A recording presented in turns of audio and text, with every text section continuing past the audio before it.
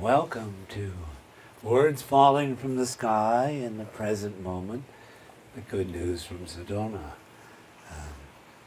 We're all happy to have you here, and we always enter the evening by saying, here in Sedona, the good news from Sedona, where all the adults are trained in telepathy, where all the children are indigo, and every yard has its personal vortex of spiritual energy that we're happy to share with you.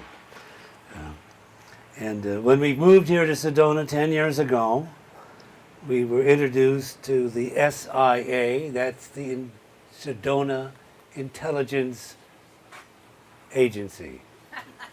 It's very similar to the CIA and the NSA.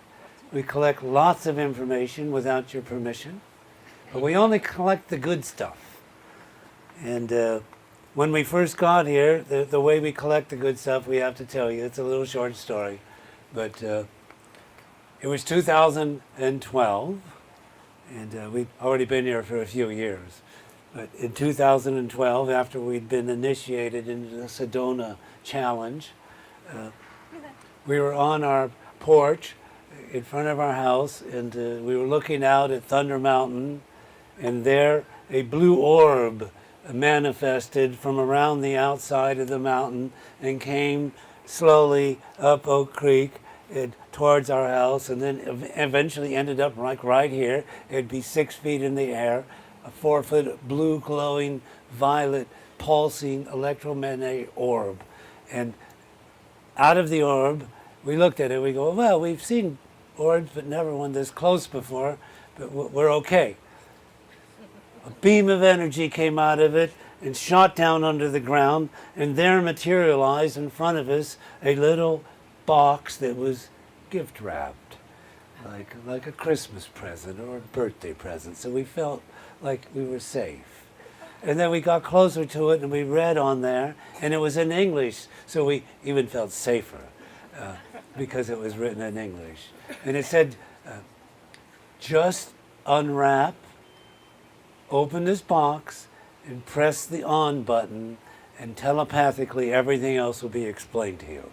So we said, well, these are very interesting, simple instructions. We unwrapped it, we pushed the button, and it said, well, you got it, every night you're going to have to push this button, and what's going to happen is we go out a 25-mile radius of Sedona, and we collect all the dreams that are being dreamt in Sedona, and we filter through them, just like the CIA and the NSA do, your phone calls and your computers, but we're doing it for your dreams. And we select those dreams that have the best creative ideas about how to create more peace, compassion, love, and caring humanity in the world. And so we gather all that, and then we send it out to our agents. And we do have, the Sedona Intelligence Agency has millions of agents all over the world. And people say, well, how could that be? What's your budget? Well, we don't have a budget.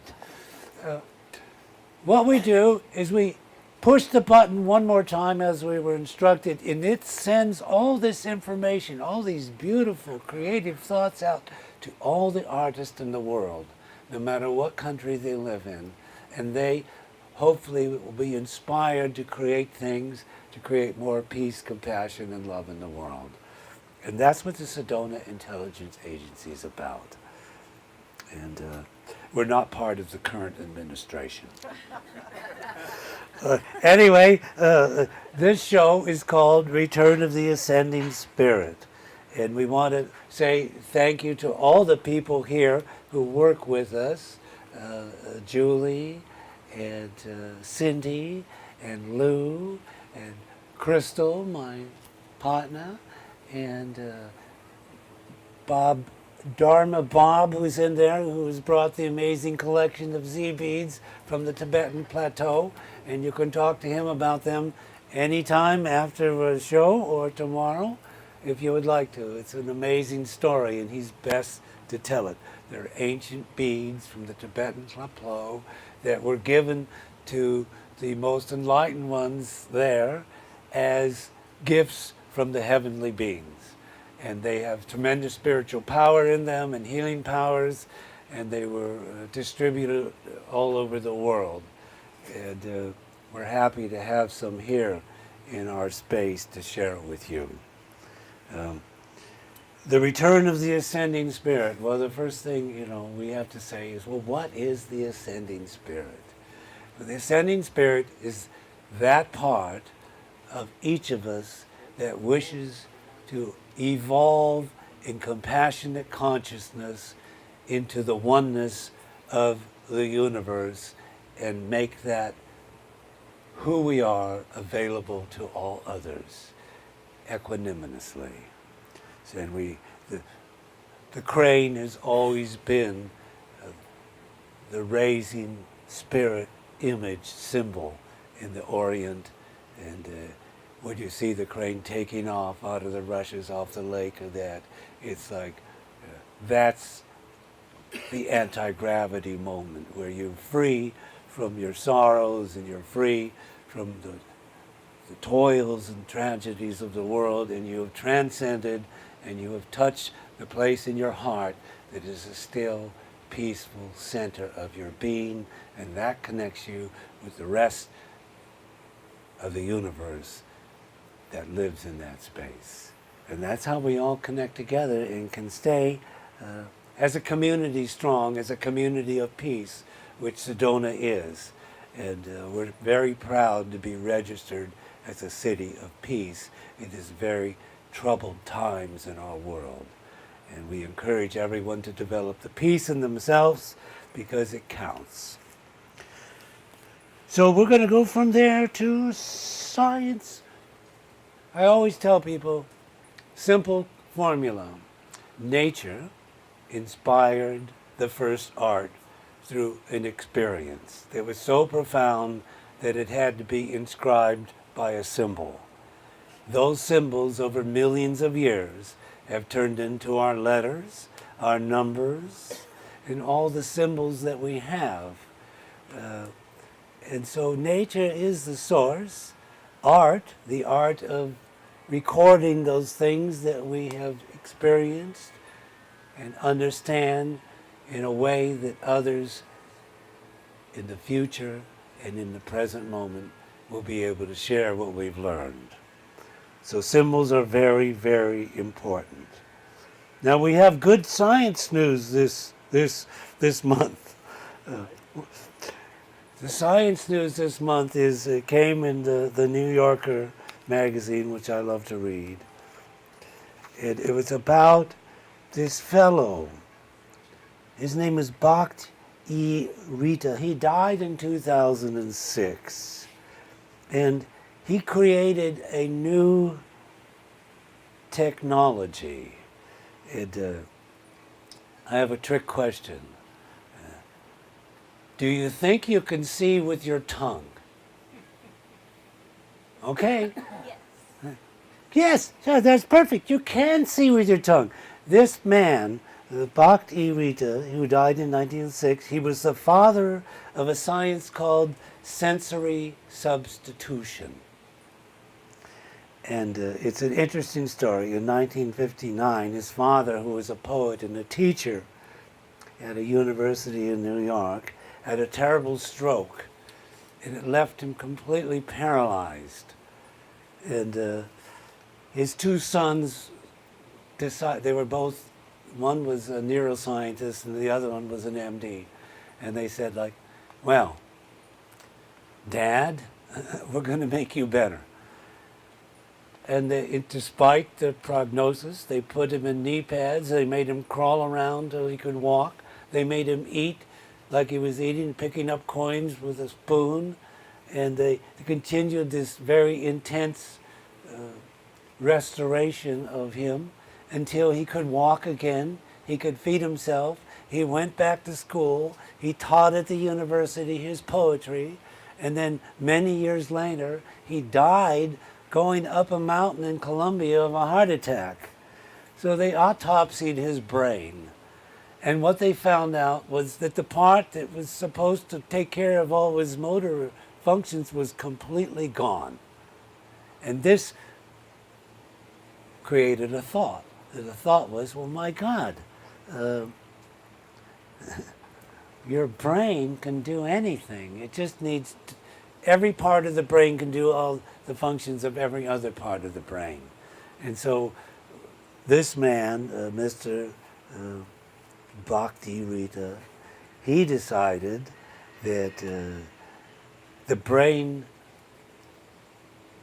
was what was all the senses. So he created this device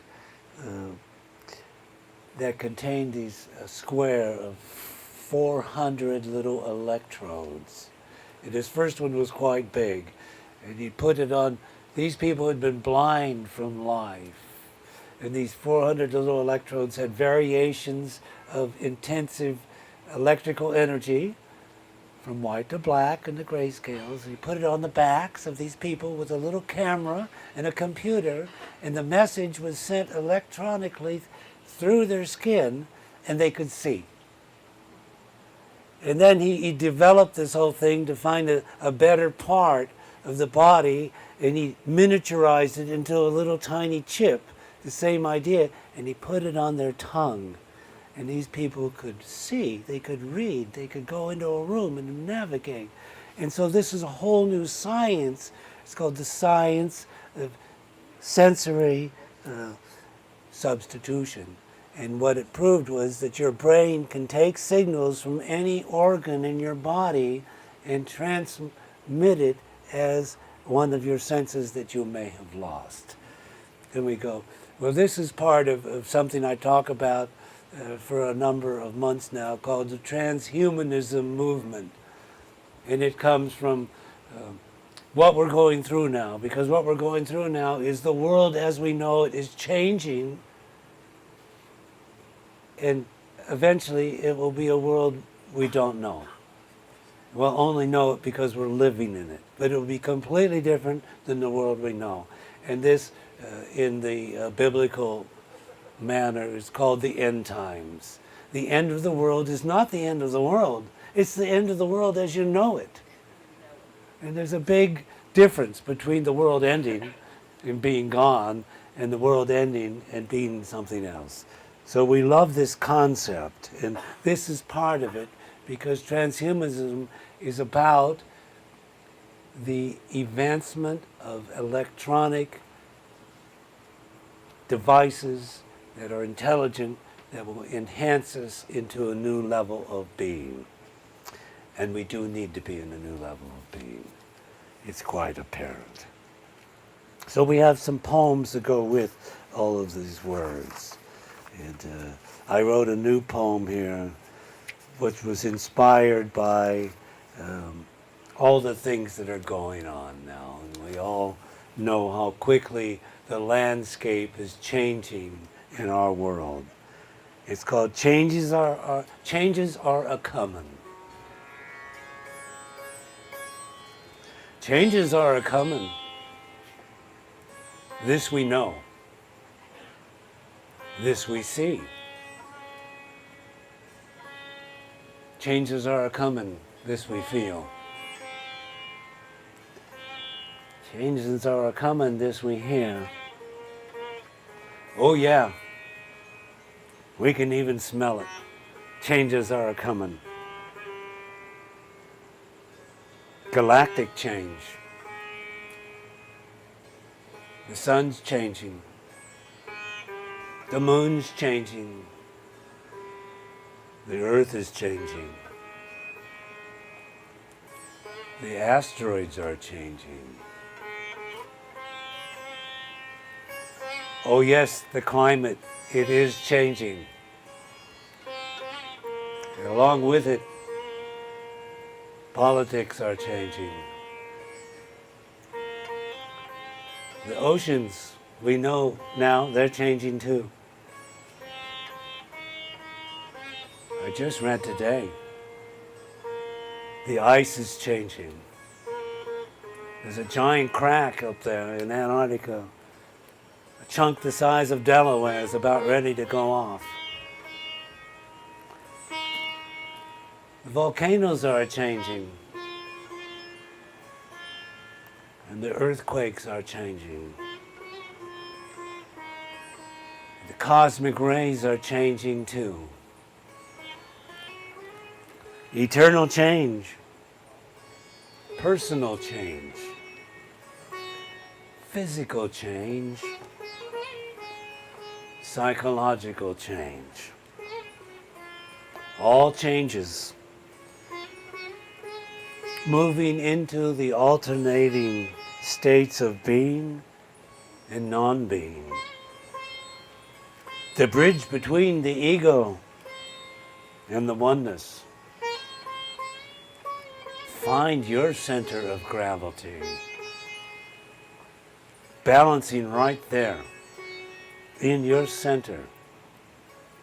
Riding the great waves of probability as they roll and roll in the great ocean of change.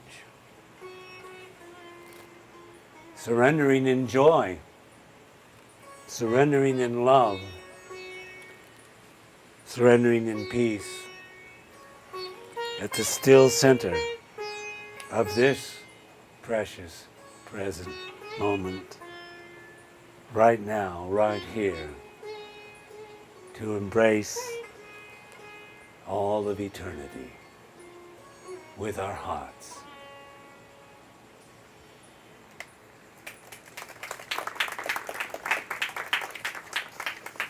It's good to remember that changes, no matter what they look like, can bring something okay. There's an old story called the Perhaps story, which I will tell. It's a little long. But we really don't know. Perhaps what we think is not necessarily okay will turn out to be all right.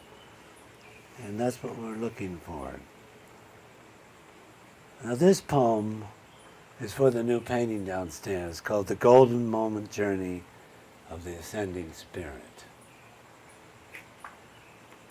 Golden Moment Journey of the Ascending Spirit. On your path of meditation,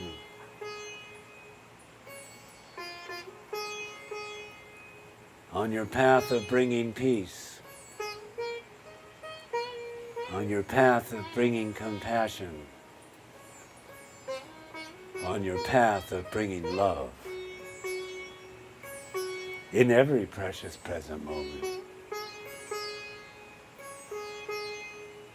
Bringing your heartbeat to the spirit tree of life, every moment, every heartbeat, every breath. Embracing the oneness. It's a journey of meditation. It's a journey of compassion. It's a journey of love. It's a journey of peace. On the ascending path of discovery. The journey of the ascending spirit. The journey of the heart.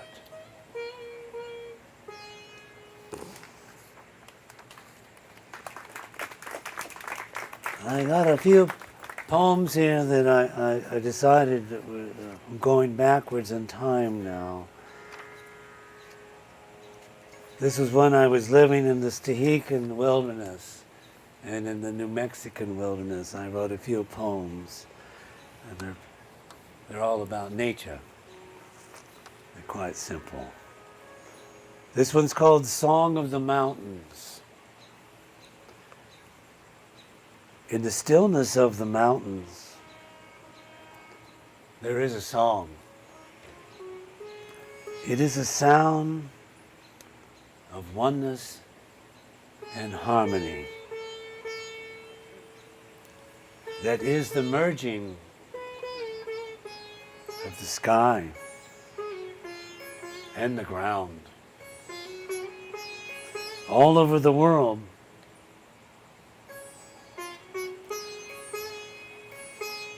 we look for love. And in the end, it's in the inside that it's found.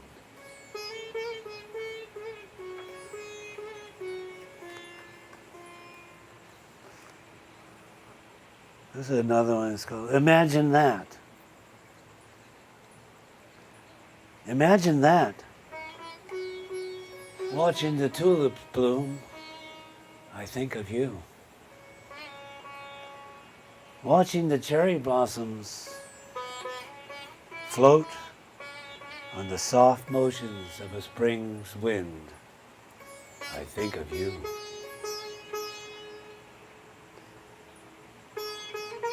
Sharing deeply the joys of life, we become as one,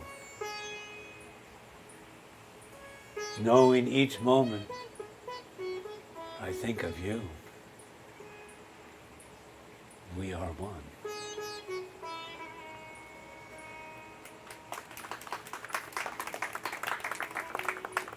Well, when I lived in this wilderness area, there were lots of bears. And the first thing you had to learn was not to be paranoid. The bears, they're really quite friendly, not that they want you to pet them. But they don't bother anyone unless you're bothering them. So I was able to see lots of bears when I was living there in a little cabin with no running water and no electricity, high in the mountains. No food either, because the bears would share that with you if you had it. So this one is called Black Bear Yoga. It comes from watching the bears. High stepping, low stepping, hopping, lumbering, scratching, sniffing, pawing and munching, tumbling and dancing on a mossy stage. Oh, black bear roving from hill to valley. Oh, black bear, you do your yoga all day and all night.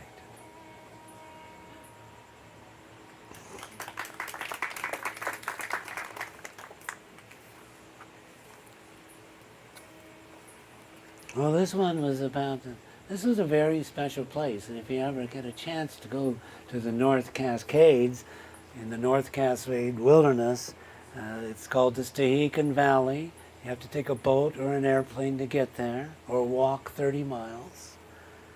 And I wrote this poem while I was living there in a one-room school, taking my youngest child to a one-room schoolhouse in isolation so he could learn to become a responsible adult. So the people there and living in this valley, there were only 90 of them, and they were very special, so I wrote a poem for them. People of the valley, each one of you, young and old, souls of gem quality, jewels sparkling with the spirit of an inner light, dancing, dancing, dancing in the sacred chalice of nature's most magical container. The river of life flowing in its depths. The mountains soaring upwards to their heights. And above, the sky. Oh, the sky, so deeply blue. Holding the sun as its crown, as it manifests over and over again in the hearts of the people of the valley.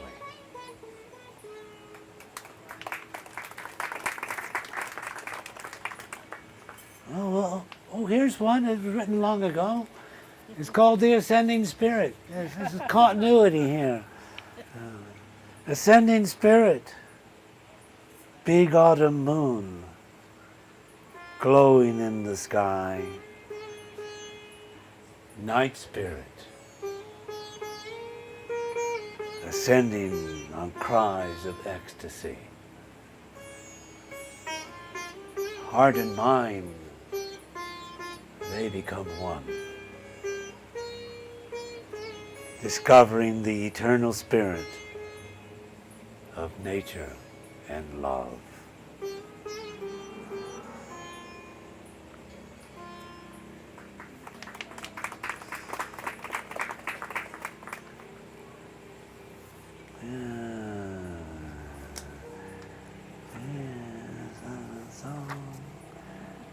Oh, yeah, I like this one too. This is a lovely one. This is about relating to the serpents. When I lived there was a pump house there that brought me my water. And one day I was going into the pump house because something wasn't working. Had a low ceiling about 4 feet. It was circular. There was one light bulb in there. You hit the light and go in. And this one's called Rattlesnake Dance. Leaping into the darkness of the pump house, above and below, to the magic square,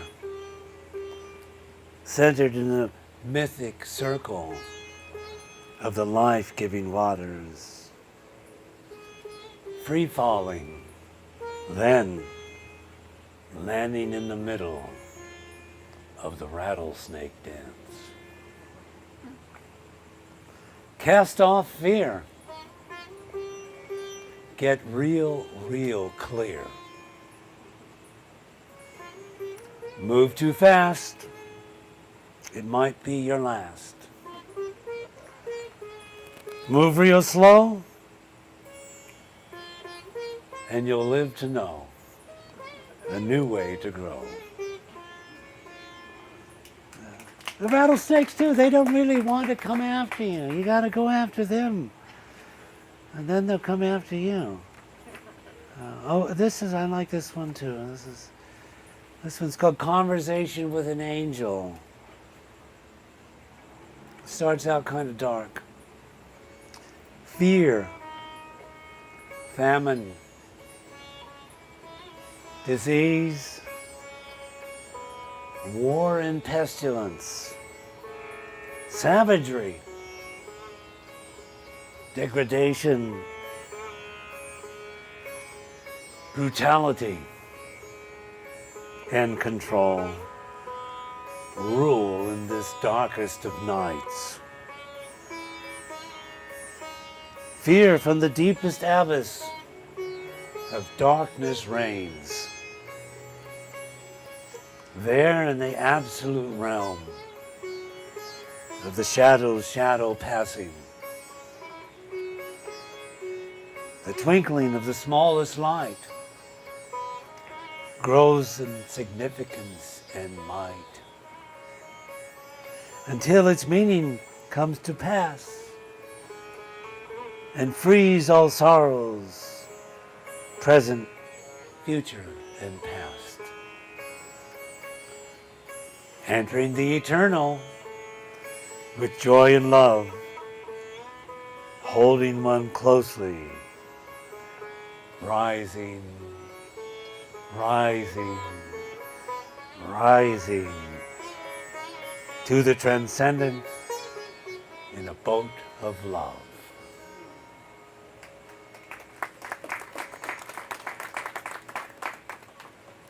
Oh, here's another angel poem. The angels were talking to me there in the mountains, so I got some of the angel poems. This one's called The Gift of the Angel of Love. It's a love poem.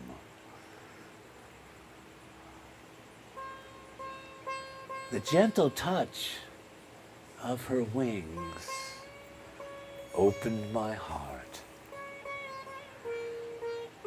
The joy of her healing presence lifted my soul upwards upwards, upwards, up into the heavens, spiraling light, life and love into the essence of my being. The nature of her caring filled my heart with ecstasy and joy. No words could describe the beauty of her sharing soul. The boundaries of life, oh, those boundaries, they disappeared. They dissolved. And we became one.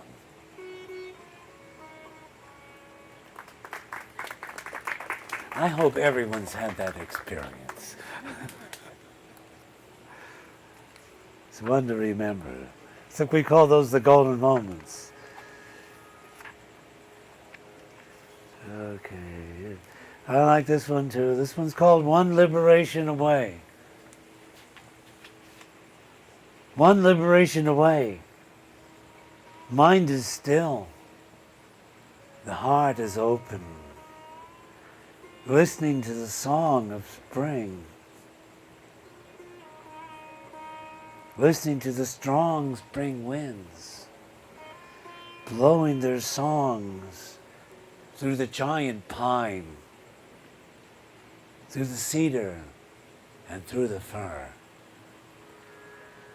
Whose dancing brings the changes into our lives. That destiny arranges, moving oceans, moving mountains, moving women and men along spiral paths,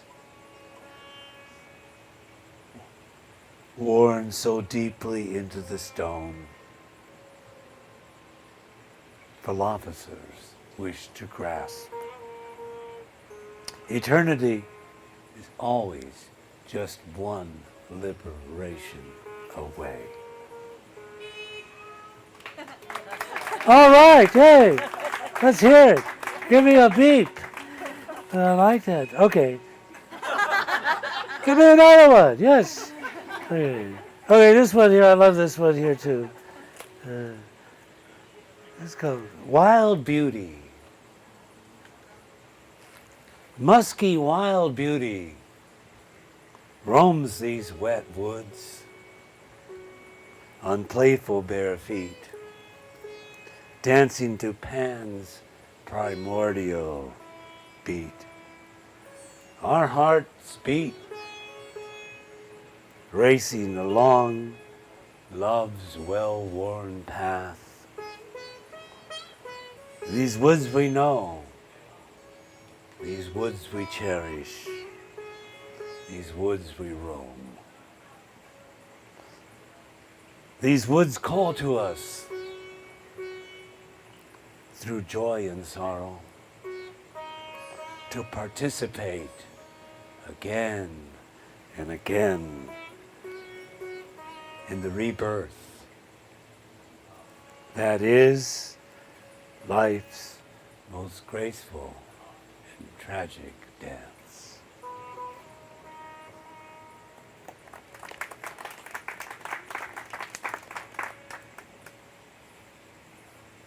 Okay, well, we got one more here. At least one more. Where's my time person? They're supposed to signal me, say, you're talking too long. This one here, of course, is, I love this one here.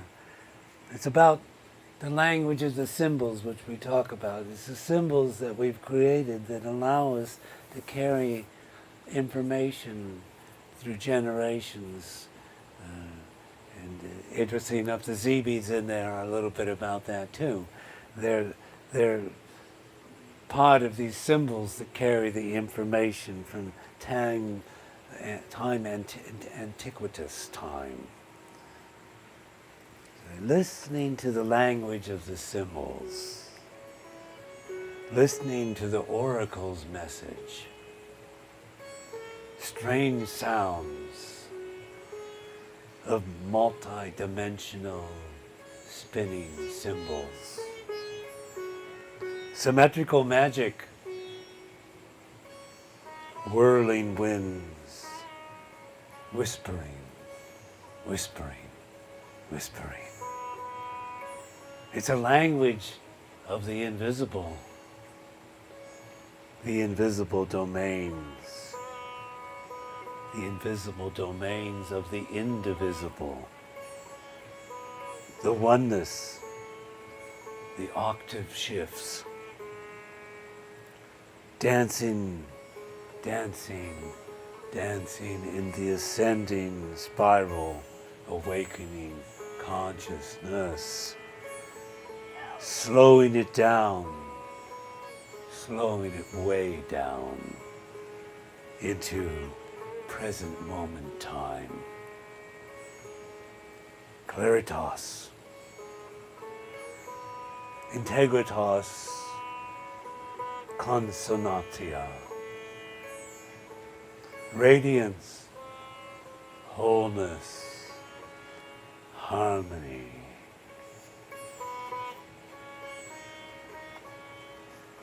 The mantra of the oracle. I understand more deeply now your symbols of nature's heart. I am grateful for your messages woven into the essence, the very essence of our souls, the soul of the earth, the soul of the moon, the soul of the sun, the soul of all space and time, the soul of no space and time, the soul of the universe, the soul of all universes, as it embraces us with equanimity and love.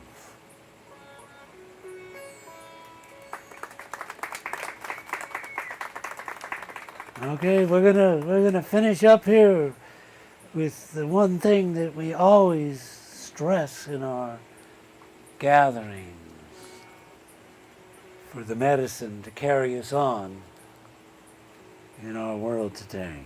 It's called discovering a sense of peace. Listening, observing, and meditating. Creating and co-creating.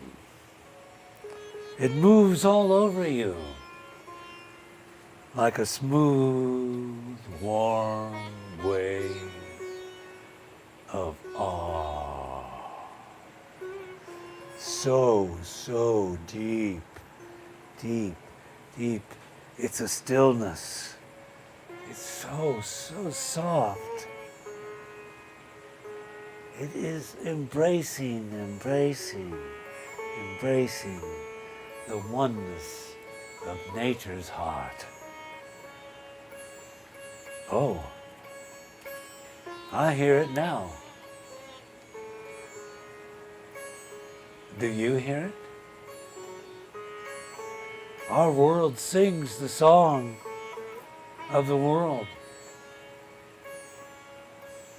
Our world dances the dances of the world.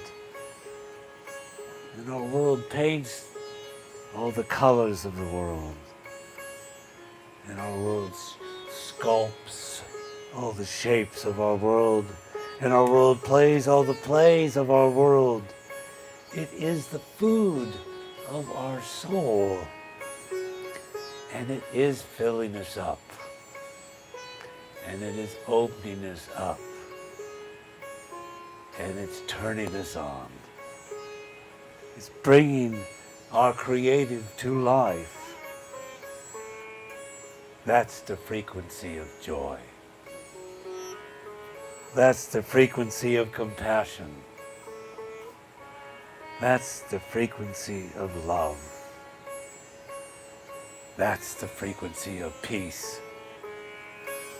It reconnects us to the soul of the world, the oneness and the healing energy of nature's heart.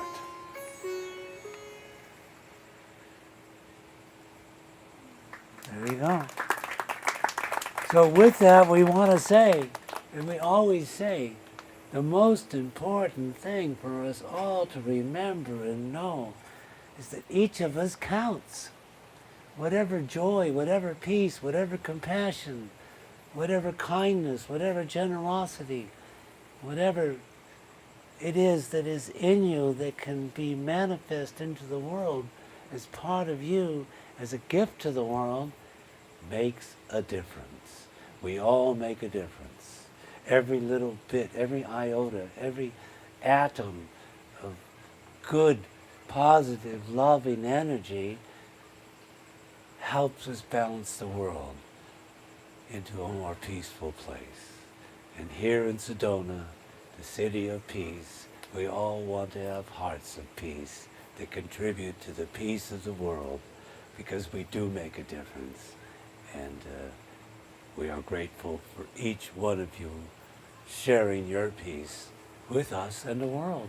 So thank you for being here and sharing our peace. Have a wonderful evening.